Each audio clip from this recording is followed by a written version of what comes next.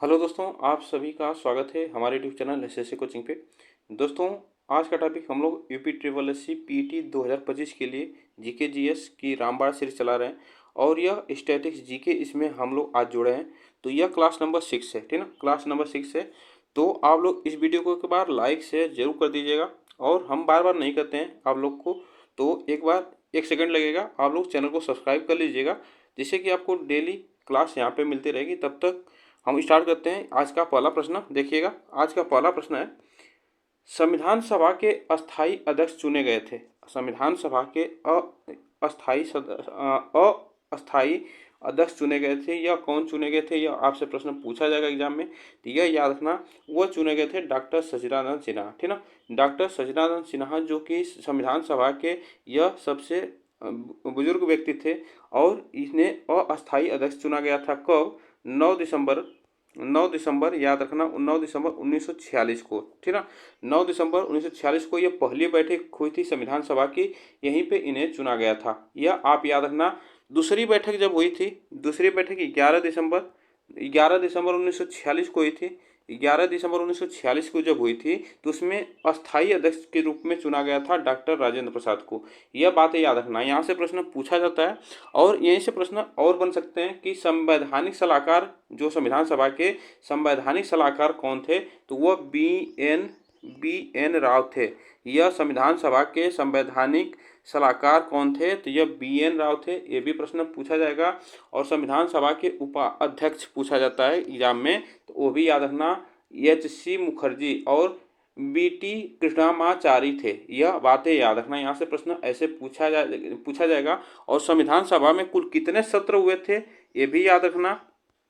कुल कितने सत्र कुल कितने सत्र हुए थे, ये भी याद रखना। तो 11 सत्र हुए थे। और दिनों की संख्या पूछा जाए तो 165 दिन, ठीक ना। दिनों की संख्या 165 दिन। ये प्रश्न आप याद रखना, यहाँ से प्रश्न पूछा जाएगा जरूर। तो चलिए आगे चलते हैं।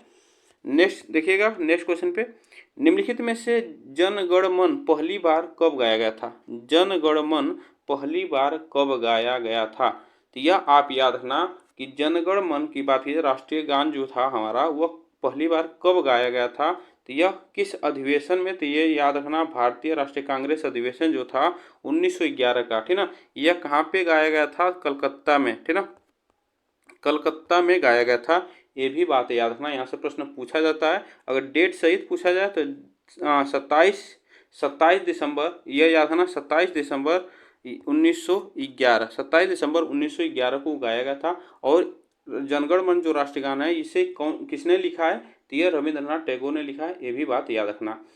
अगर बात की जाए कि जो राष्ट्रगान था इसे कब अपनाया गया था, तो अपनाने की बात की जाए तो ये भी बात याद रखना कि 24 जनवरी, ठीक ना, 24 जनवरी याद रखना, 24 जनवरी 1950 को, ठीक ना, 24 जनवरी 1950 को, यह याद रखना, 1950 को अपनाया गया था। यहाँ से प्रश्न पूछा जा सकता है।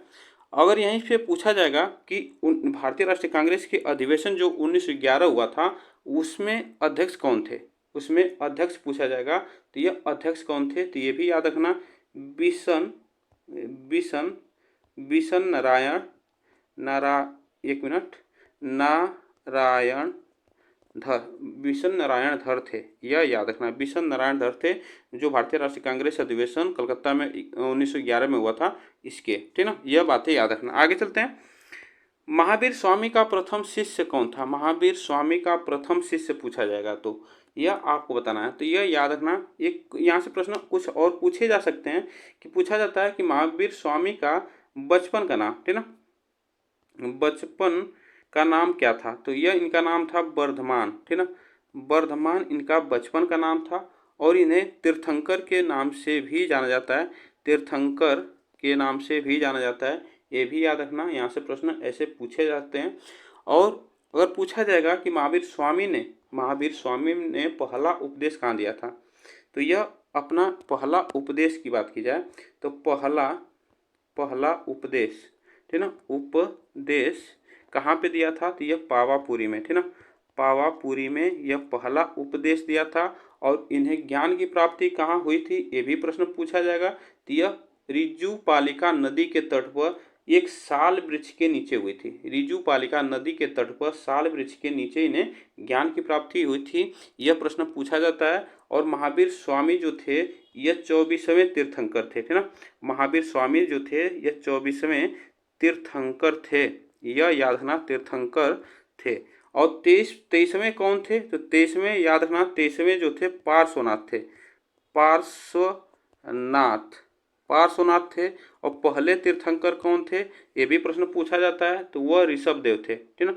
ऋषभ, यह याद रखना,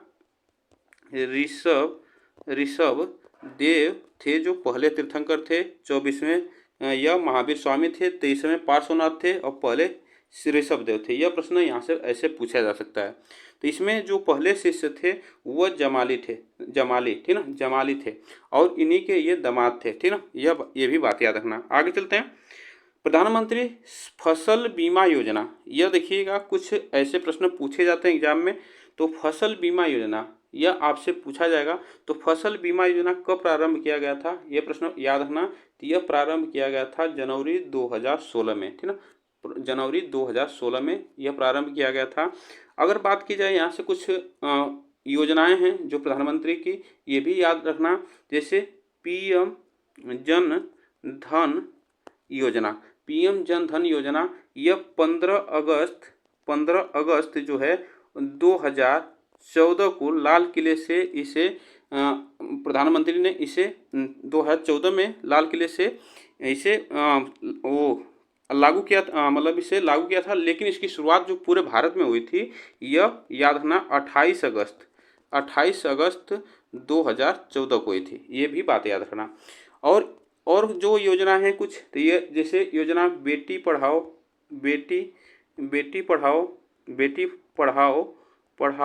और बेटी बचाओ, ठीक ना। बेटी पढ़ाओ और बेटी बचाओ जो योजना है यह 22 जनवरी यह याद रखना, 22 जनवरी जो था 22 जनवरी 2015 को यह हुई थी, शुरुआत इसकी प्रारंभ हुई थी, ये भी बात याद रखना। यहाँ से प्रश्न ऐसे पूछे जाते हैं। और आयुष्मान जो योजना थी, आयुष्मान योजना, तो यह 23 सितंबर 2018 को शुरू हुई थी, ये भी आप याद रखिएगा। चलिएगा आगे चलते हैं। वैगुला धारा किस महासागर की शीतल धारा है? वैगुला धारा यह किस महासागर की शीतल धारा है? तो यह प्रश्न पूछा जाएगा। तो यह दक्षिण अटलांटिक महासागर की यह ठंडी जलधारा है, यह प्रश्न पूछा जाएगा। तो यह कुछ आप इसको याद रखना कि ठंडी जलधारा, ठीक ना, पूछा जाता है। तो कुछ ठंडी जलधारा के नाम लिख लीजिएगा आप लोग, ठंडी जलधारा का नाम लिख लीजिएगा जो कि एग्जाम में बार बार पूछे जाते हैं। जैसे हमबोल्ट जलधारा है, ये भी ठंडी जलधारा है।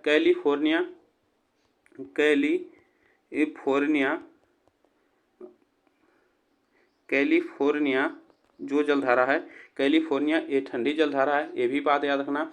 लेब्रोड धारा, यहाँ पे याद रखना, यहाँ पे लैब्राडोर, एक मिनट, लैब्राडोर जो जलधारा है ये भी ठंडी जलधारा है। और सोमाली जो जलधारा है ये भी ठंडी जलधारा है। कुरिल जलधारा जो है ये भी ठंडी जलधारा है, ये भी बात याद रखना। यहाँ से प्रश्न ऐसे पूछे जाएंगे जिसमें जो ऑप्शन से होगा हमारा ये ऑप्शन यहाँ पे से होगा। आगे चलते हैं। करो या मरो का नारा किसने दिया था? तो करो या मरो का नारा आपसे पूछा जाएगा एग्जाम में, तो यह किसने दिया था? तो यह करो या मरो का नारा दिया था भारत छोड़ो आंदोलन के दौरान, ठीक ना। भारत छोड़ो आंदोलन के दौरान 1942 में किसने दिया था? तो महात्मा गांधी ने दिया था, ठीक ना, महात्मा गांधी ने दिया था। और ऐसे कुछ जो नारा है ये भी याद रखना। दिल्ली चलो का नारा दिया था किसने? तो दिल्ली चलो का नारा यह सुभाष चंद्र ने दिया था। और तुम मुझे खून दो मैं तुम्हें आज़ादी दूंगा, ये भी सुभाष चंद्र बोस ने दिया था। जय हिंद का नारा जो दिए थे ये भी सुभाष चंद्र बोस ने दिया था। और कुछ और नारा है यह याद रखना, साइमन गो बैक, ठीक ना, साइमन साइमन गो बैक का नारा किसने दिया था? तो यह लाला लाजपत राय ने, लाला लाजपत राय ने, ठीक है, लाला लाजपत राय ने दिया था। यह प्रश्न कुछ याद रखना, ऐसे प्रश्न पूछे जा सकते हैं, तो इसमें ऑप्शन ए सही होगा। आगे चलते हैं। निम्नलिखित में से गिर नेशनल पार्क किस राज्य में है? गिर नेशनल पार्क, यह देखिएगा गिर नेशनल पार्क जो है यह किस लिए प्रसिद्ध है, ये भी आपको जानना जरूरी है। तो यह बब्बर शेर के लिए, ठीक ना, शेर के लिए प्रसिद्ध है, ठीक ना, प्रसिद्ध शेर के लिए, बब्बर शेर के लिए प्रसिद्ध है गिर नेशनल पार्क। यह कहाँ पे है? तो यह याद रखना गुजरात में, गिर नेशनल पार्क गुजरात में है। ये भी प्रश्न आपसे पूछा जाता है, यह याद रखना। कच्छ नेशनल, ये एक कच्छ है, तो ये भी कहाँ पे है? तो यह याद रखना गुजरात में, ये भी पूछा जाएगा एग्जाम में। और कुछ नेशनल पार्क हैं उसको भी आप याद रखना, जैसे जिम कॉर्बेट, ठीक ना, जिम कॉर्बेट जो नेशनल पार्क है यह कहाँ पे है? तो यह उत्तराखंड में, यह याद रखना उत्तराखंड में, यूके लिख देते हैं। राजा जी, याद रखना राजा जी, ये भी कहाँ पे है? तो ये भी उत्तराखंड में है, ये भी याद रखना। मानस कहाँ पे है? तो ये असम में है, ठीक ना, असम, मानस असम में राष्ट्रीय उद्यान। केवलादेव जो राष्ट्रीय उद्यान है यह कहाँ पे है? तो केवलादेव राष्ट्रीय उद्यान यह कहाँ पे? राजस्थान में है। सरिस्का कहाँ पे है? तो राजस्थान में है, ये भी याद रखना। काजीरंगा कहाँ पे? काजीरंगा यह असम में है, ये भी बात याद रखना। आगे चलते हैं। निम्नलिखित में से भारतीय राष्ट्रीय कांग्रेस के किस अधिवेशन में बाल गंगाधर तिलक ने अभिव्यक्त किया था स्वराज मेरा जन्मसिद्ध अधिकार है, मैं उसे लेकर रहूंगा? तो किस अधिवेशन में किया था कि स्वराज मेरा जन्मसिद्ध अधिकार है, मैं इसे लेकर रहूंगा? तो यह याद रखना लखनऊ अधिवेशन। लखनऊ अधिवेशन जो हुआ था 1916 में, इसी अधिवेशन में हिंदू मुस्लिम एकता यहीं पे हुई थी। और इसके अध्यक्ष पूछा जाएगा तो यह अंबिका चरण मजूमदार थे। अंबिका चरण मजूमदार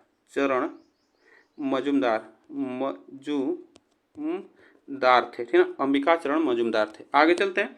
नेक्स्ट देखिएगा, भारतीय राष्ट्रीय कांग्रेस की प्रथम महिला अध्यक्ष कौन थी?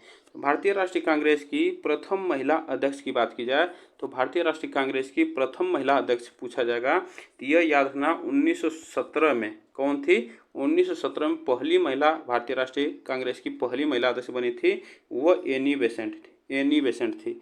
और वहीं पे पूछा जाएगा दूसरी, तो यह सरोजिनी नायडू जो थी दूसरी, यह महिला अध्यक्ष थी भारतीय राष्ट्रीय कांग्रेस की, ये भी बात याद रखना।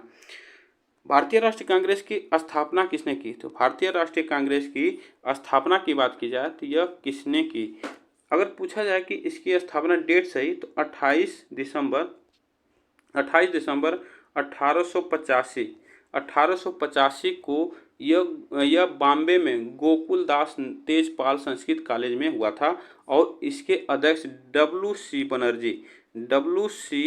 बनर्जी थे, ठीक ना, डब्ल्यू.सी. बनर्जी, यह याद रखना डब्ल्यू.सी. बनर्जी थे। और स्थापना किसने की थी? तो यह ए.ओ. ह्यूम ने की थी, ए.ओ. ह्यूम ने। यह प्रश्न पूछा जाएगा एग्जाम में, जरूर चलेगा। नेक्स्ट देखिएगा, भारतीय राष्ट्रीय कांग्रेस के तीसरे अधिवेशन जो हुआ था 1887 के अध्यक्ष कौन थे? यह तीसरा अधिवेशन कहाँ पे हुआ था, यह भी पूछा जाएगा। तो यह चेन्नई में हुआ था, ठीक ना, चेन्नई, यह याद रखना,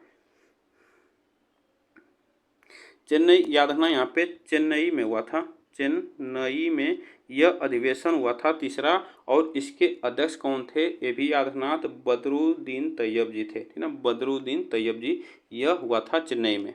आगे चलते हैं। नेक्स्ट देखिएगा, निम्नलिखित में से नेपाल के पड़ोसी भारतीय राज्यों का युग्म है? तो यह याद रखना, नेपाल के पड़ोसी भारतीय राज्यों का युग्म पूछा है, इसमें से कौन सा है? तो यह याद रखना, इसमें से युग्म जो जोड़ा है वह सिक्किम और बिहार, ठीक है, सिक्किम और बिहार जो है नेपाल के ये पड़ोसी राज्य, हाँ, जो भारतीय राज्य हैं ये नेपाल के से सटे हुए हैं, ये भी बात याद रखना। आगे चलते हैं। नेक्स्ट देखिएगा, देश में प्रथम कृषि विश्वविद्यालय की स्थापना किस वर्ष हुई थी? तो प्रथम कृषि विश्वविद्यालय की स्थापना जो हुई थी, और इस कृषि विश्वविद्यालय का नाम अगर पूछा जाएगा तो यह क्या है? इस कृषि विश्वविद्यालय का नाम, तो यह याद रखना गोविंद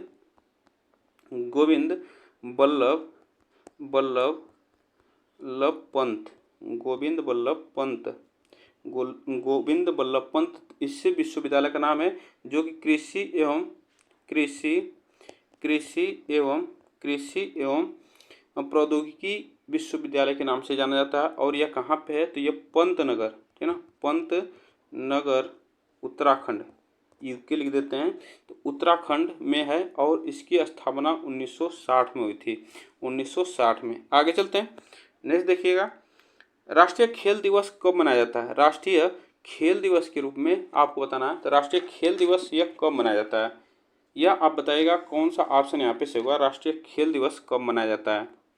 देखिए, राष्ट्रीय जो खेल दिवस मनाया जाता है, यह प्रश्न पूछा जाता है, तो यह याद रखना 29 अगस्त को मनाया जाता है। 29 अगस्त को, जो कि मेजर ध्यानचंद की जयंती होती है, और इसी को राष्ट्रीय खेल दिवस के रूप में मनाया जाता है।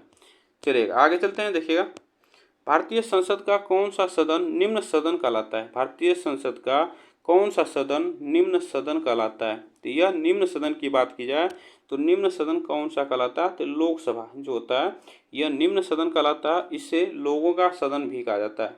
क्या कहा जाता है, लोगों का सदन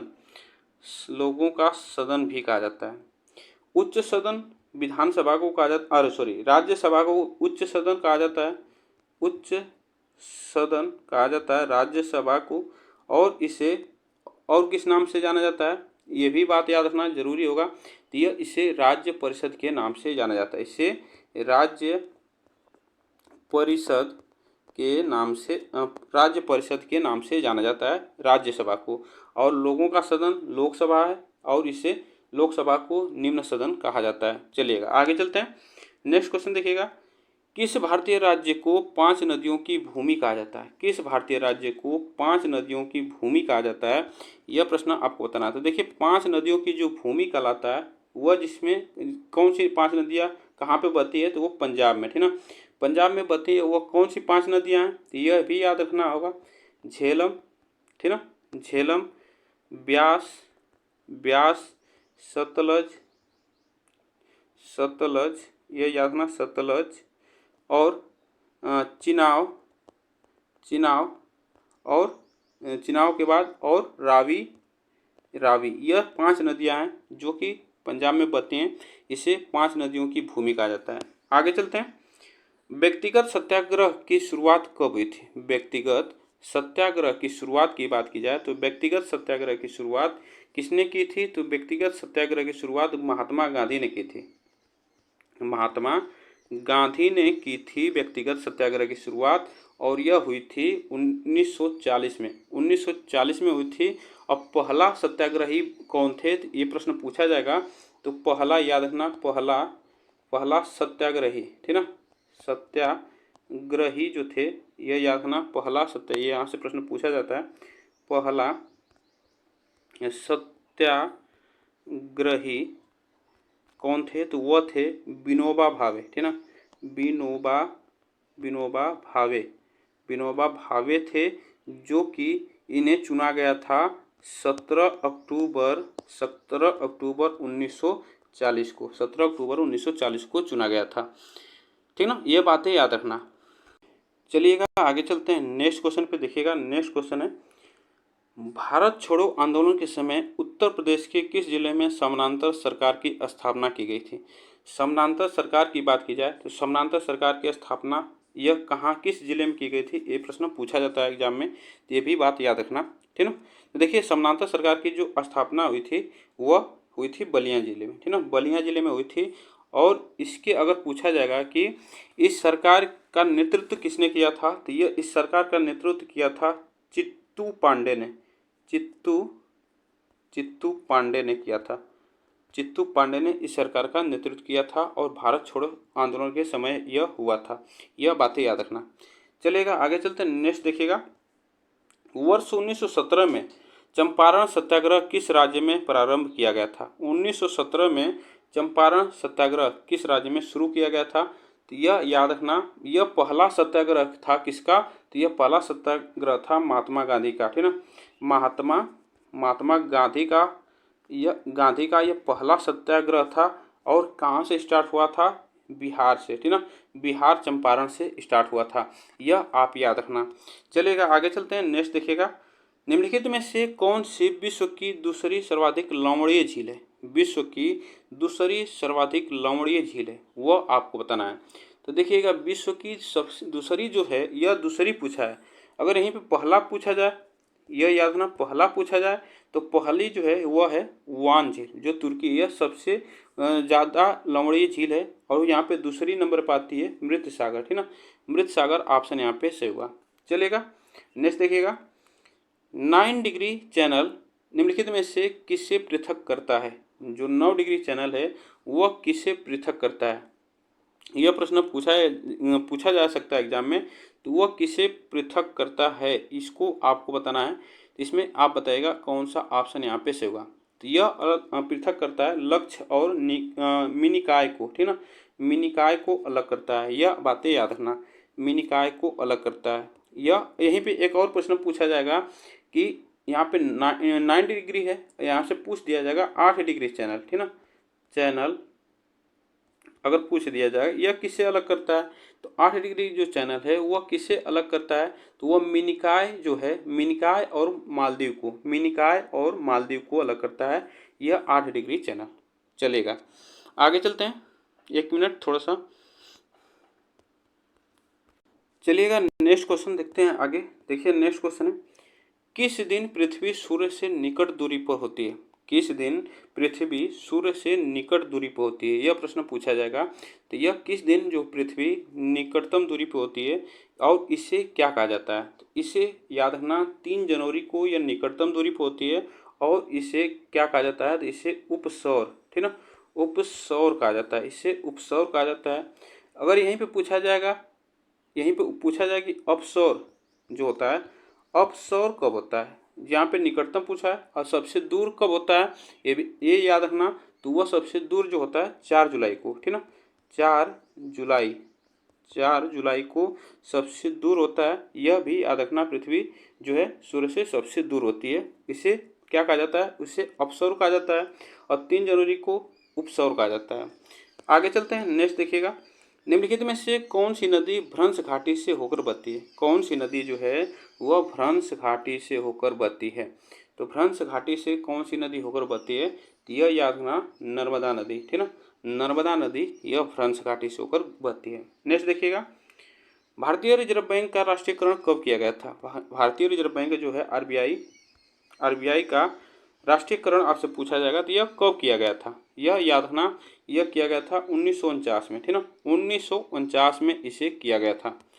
आगे चलते हैं, मानव शरीर में यूरिया का संश्लेषण कहाँ होता है? मानव शरीर में यूरिया का संश्लेषण की बात की जाए तो मानव शरीर में यूरिया का संश्लेषण कहाँ पे होता है? तो यह यकृत में, ठीक ना, यकृत में यह यूरिया का संश्लेषण होता है, जिसे हम लोग लीवर इंग्लिश में कहते हैं। यह यूरिया का संश्लेषण यकृत में होता है। नेक्स्ट देखिएगा, सविनय अवज्ञा आंदोलन के रूप में महात्मा गांधी ने दांडी मार्च कब किया था? दांडी मार्च की बात की जाए तो दांडी मार्च यह कितने दिन चला था, यह प्रश्न पूछा जा सकता है। तो दांडी मार्च जो चला था यह 24 दिन चला था, ठीक ना, 24 दिन चला था। यह कब से कब चला था?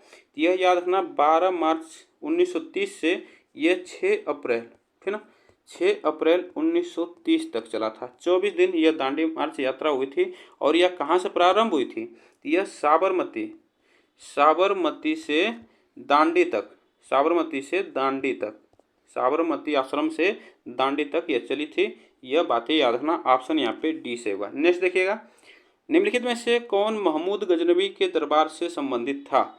तो महमूद गजनबी के दरबार से संबंधित कौन था इसमें? यह आपको बताना है, उतबी, फिरदौसी और अल बरूनी और ये सभी। तो यह याद रखना, यह इसमें जो सही होगा ये सभी इसमें ऑप्शन से होगा।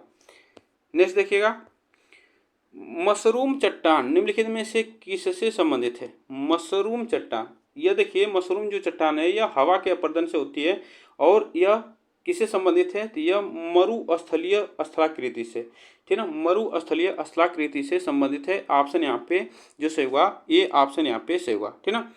नेक्स्ट देखिएगा, निम्नलिखित में से कौन सा पर्वतीय दर्रा उत्तराखंड में स्थित नहीं है? उत्तराखंड में स्थित नहीं है। पर्वतीय जो दर्रा है यह उत्तराखंड में स्थित नहीं है। इसमें याद रखना वह कौन सा दर्रा है, तो देखिएगा लिपुलेख दर्रा यह उत्तराखंड में है, नीति दर्रा ये भी उत्तराखंड में है, मुलिंगला जो दर्रा है ये भी उत्तराखंड में है। जो नहीं है वह सिपकिला दर्रा। सिपकिला दर्रा जो है यह हिमाचल प्रदेश में है, ठीक ना, हिमाचल प्रदेश में है। और हिमाचल प्रदेश को जोड़ता है किससे, यह तिब्बत को जोड़ता है, तिब्बत को जोड़ता है। ये भी बात याद रखना। ऑप्शन यहाँ पे जो से होगा बी ऑप्शन यहाँ पे से होगा। नेक्स्ट देखिएगा, भारत में पंचायती राज की अनुशंसा के लिए बनी समिति के अध्यक्ष कौन थे। तो यह पंचायती राज की अनुशंसा के लिए बनी जो समिति थी उसके अध्यक्ष आपको बताना है यह कौन थे। देखिएगा यह समिति का गठन जो हुआ था, यह समिति का गठन 1957 में हुआ था, ठीक ना, 1957 में इस समिति का गठन हुआ था। और इसके अध्यक्ष चुने गए थे कौन थे, बलवंत राय मेहता, ठीक ना, बलवंत राय मेहता थे। ये भी बात याद रखना। नेक्स्ट देखिएगा, संविधान सभा में संशोधन का प्रावधान किस अनुच्छेद में किया गया है। संविधान सभा में संशोधन का प्रावधान किस अनुच्छेद में किया गया है, तो यह अनुच्छेद की बात किया। तो देखिए संशोधन का प्रावधान संविधान सभा में यह किस देश से लिया गया, तो यह याद रखना दक्षिण अफ्रीका से, दक्षिण अफ्रीका से लिया गया संशोधन का प्रावधान। और अनुच्छेद जो है 368 है, ठीक ना, अनुच्छेद 368 है। संशोधन का प्रावधान जो है संविधान का यह दक्षिण अफ्रीका से लिया गया है। यह प्रश्न पूछा जा सकता है। नेक्स्ट देखिएगा, मुख्य चुनाव आयुक्त को पद से हटाया जा सकता है। मुख्य चुनाव आयुक्त को पद से हटाया जा सकता है, तो यह हटाया जा सकता है संसद के दोनों सदस्यों के 2/3 बहुमत द्वारा, ठीक ना, 2/3 बहुमत द्वारा हटाया जाता है। आगे चलते हैं, संविधान सभा द्वारा भारतीय संविधान को कब पारित किया गया था। यह पारित की बात की जाए, पारित और लागू दोनों पूछा जा सकता है। तो पारित और लागू में अंतर होता है, ये भी आप याद रखना। पारित की बात की जाए तो पारित जो हुआ था 26 नवंबर 1949 को हुआ था, 26 नवंबर 1949 को पारित हुआ था भारतीय संविधान। अगर पूछा जाए कि लागू कब हुआ था, तो लागू याद रखना यह 26 जनवरी 1950 को, 26 जनवरी 1950 को लागू हुआ था। ये भी बात याद रखना। आगे चलते हैं, नेक्स्ट देखिएगा, एक मिनट, हाँ 26, हाँ ठीक। नेक्स्ट देखिएगा, भारत की संसद द्वारा हिंदू विवाह अधिनियम कब लागू हुआ था। हिंदू विवाह अधिनियम कब लागू हुआ था भारत की संसद द्वारा, तो यह आपको बताना है। तो यह लागू अगर पूछा जाएगा डेट सहित आपसे पूछा जाएगा, तो यह याद रखना 18 मई, ठीक ना, 18 मई 1955, 18 मई 1955, यह याद रखना 1955 ऑप्शन यहाँ पे से होगा। आगे चलते हैं, भारत में मौद्रिक नीति का निर्धारण कौन करता है। भारत में मौद्रिक नीति का निर्धारण कौन करता है, तो यह आप बताइएगा। भारत में मौद्रिक नीति का निर्धारण आरबीआई करता है, ठीक ना, आरबीआई। इसका मुख्यालय कहाँ पे है, मुंबई में है। ये भी बात याद रखना, इसका मुख्यालय पूछा जाएगा तो मुंबई में। आगे चलते हैं, निम्नलिखित में से प्रत्यक्ष कर डायरेक्ट टैक्स कौन सा है। तो डायरेक्ट टैक्स की बात की जाए तो डायरेक्ट टैक्स कौन सा है, तो यह याद रखना आयकर, ठीक ना, आयकर जो है यह डायरेक्ट टैक्स है। चलिएगा नेक्स्ट देखते हैं, उत्तल और अवतल दर्पण किसके उदाहरण हैं, यह आपको बताना है। उत्तल और अवतल दर्पण जो है वह किसके उदाहरण है। उत्तल और अवतल दर्पण जो है यह किसके उदाहरण है, तो यह याद रखना गोलीय दर्पण के, ठीक ना, गोलीय दर्पण के उदाहरण है। नेक्स्ट देखिएगा, पर्णहरित क्लोरोफिल का मुख्य खनिज घटक है। क्लोरोफिल का मुख्य आपको बताना है, पर्णहरित का मुख्य खनिज घटक कौन सा है, यह आपको बताना है। तो यह इसका मुख्य खनिज जो घटक है यह मैग्नीशियम, ठीक ना, मैग्नीशियम इसका मुख्य घटक है। नेक्स्ट देखिएगा, अंग्रेजों के विरुद्ध खान अब्दुल गफ्फार खान द्वारा प्रारंभ किए गए आंदोलन का क्या नाम था। तो यह आपको बताना है, खान अब्दुल गफ्फार खान द्वारा प्रारंभ किए गए आंदोलन का क्या नाम था, तो यह आपको बताना है। तो यह इसका नाम था लाल कुर्ती, ठीक ना। यह किसने प्रारंभ किया था, खान अब्दुल गफ्फार खान ने किया था। आगे चलते हैं, रास बिहारी बोस द्वारा संगठित भारतीय स्वतंत्रता लीग किस संगठन का एक अग्रदूत था। यह एक अग्रदूत था, यह आप बताइएगा इसमें कौन सा ऑप्शन यहाँ पे से होगा, तो वह था भारतीय राष्ट्रीय फौज। भारतीय राष्ट्रीय फौज ऑप्शन यहाँ पे से होगा, भारतीय राष्ट्रीय फौज। नेक्स्ट देखिएगा, सौर मंडल का सबसे बड़ा ग्रह कौन सा है? तो सौर मंडल का सबसे बड़ा ग्रह आपसे पूछा जाएगा तो ये देखिएगा बृहस्पति है, ठीक ना। बृहस्पति सबसे बड़ा ग्रह है। इसे पीला ग्रह के नाम से भी जाना जाता है। पीला ग्रह, मंगल ग्रह को लाल ग्रह के नाम से जाना जाता है, ये भी बात याद रखना। सबसे चमकीला ग्रह जो है, चमकीला ग्रह जो है वह कौन सा है? तो यह शनि। और सबसे छोटा ग्रह कौन सा है? तो छोटा ग्रह की बात की जाए तो यह बुध है। यह बातें याद रखना। आगे चलते हैं।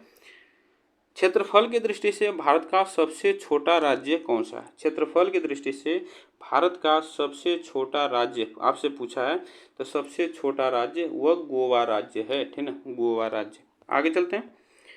भारत का सबसे बड़ा चावल उत्पादक राज्य, भारत का सबसे बड़ा चावल उत्पादक राज्य आपसे पूछा है, तो भारत का सबसे बड़ा चावल उत्पादक राज्य वह पश्चिम बंगाल है, ठीक ना, पश्चिम बंगाल। आप इसको याद रखना, पश्चिम बंगाल।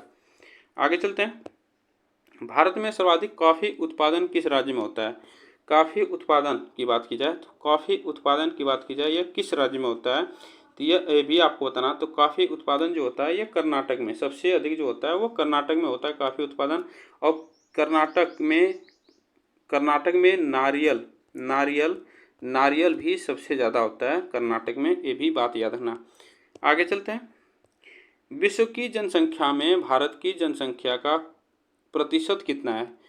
विश्व की जनसंख्या में भारत की जनसंख्या का प्रतिशत आपसे पूछा जाएगा, तो इसका प्रतिशत आप याद रखना 17.7% है। 17.7%, कहीं कहीं आपको 17.5% भी मिल सकता है, ये भी बात याद रखना। आगे चलते हैं। निम्नलिखित में से किस इस्पात कारखाने की स्थापना द्वितीय पंचवर्षीय योजना के दौरान की गई थी? तो द्वितीय पंचवर्षीय योजना कब से कब चली थी, ये भी याद रखना। ये चली थी 1956 से 1961 तक, 1956 से 1961 तक चली थी। और इसमें इसी योजना के दौरान ये सभी इस्पात यंत्र जो है यह कारखाना स्थापित किया गया था भारत में। यह बातें याद रखना, ठीक ना। देखिएगा दुर्गापुर जो इस्पात यंत्र है यह किसके सहयोग से किया गया है? तो यह ब्रिटेन के, ठीक ना, यह याद रखना। एक मिनट, यह दुर्गापुर जो इस्पात संयंत्र है यह ब्रिटेन के सहयोग से लगाया गया भारत में। भिलाई जो इस्पात संयंत्र है यह याद रखना रूस के सहयोग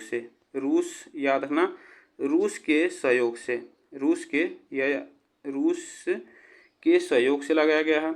राउरकेला जो है यह जर्मनी के सहयोग से लगाया गया है, ये भी बात याद रखना। इसमें ऑप्शन जो से होगा डी ऑप्शन से होगा। निम्नलिखित में से कौन सा क्षेत्र उष्णकटिबंधीय सदाबहार वन से ढका हुआ है? उष्णकटिबंधीय सदाबहार वन से ढका हुआ है, तो यह आप याद रखना वो पश्चिमी घाट, है ना, पश्चिमी घाट ऑप्शन यहाँ पे से होगा, पश्चिमी घाट। नेक्स्ट देखिएगा। निम्नलिखित में से कौन शीतोष्ण घास का मैदान होता है? निम्नलिखित में से कौन शीतोष्ण घास का मैदान होता है? शीतोष्ण घास का मैदान, तो यह आप याद रखना वेल्ड डाउन्स पंपास, यह जो सभी है शीतोष्ण घास के मैदान है। आगे चलते हैं। उत्तरी अमेरिका की शीतोष्ण घास स्थल को कहते हैं, उत्तरी अमेरिका की शीतोष्ण घास स्थल को कहते हैं, तो यह क्या कहते हैं? उसे प्रेयरी, ठीक ना, उससे प्रेयरी, शीतोष्ण घास के मैदान को कहा जाता है प्रेयरी। आगे चलते हैं। और यह आज का लास्ट क्वेश्चन है, देखिएगा। अंडमान और निकोबार द्वीप समूह भारत का एक संघ शासित प्रदेश है। निकोबार में द्वीपों की संख्या कितनी है? तो द्वीपों की संख्या पूछा जाए तो यह द्वीपों की संख्या है 19, ठीक ना, 19 ऑप्शन यहाँ पे से होगा। यहीं पर लक्षद्वीप की में पूछा जाए कितने द्वीप हैं, तो यह याद है लक्षद्वीप में 36 द्वीप हैं, ठीक ना, लक्षद्वीप में 36 द्वीप हैं। द्वीपों की संख्या पूछा जाएगा तो 36 लक्षद्वीप में और निकोबार में 19 है। तो चलिए आज के लिए बस हम लोग इतने प्रश्न करेंगे। आप लोग बताइएगा यह प्रश्न कैसा लगा। वीडियो को एक बार लाइक शेयर जरूर कर दीजिएगा, चैनल को सब्सक्राइब जरूर कर लीजिएगा, जिससे कि आपको डेली का वीडियो यहाँ पे मिलता रहेगा। तब तक के लिए थैंक यू सो मच आप सभी को।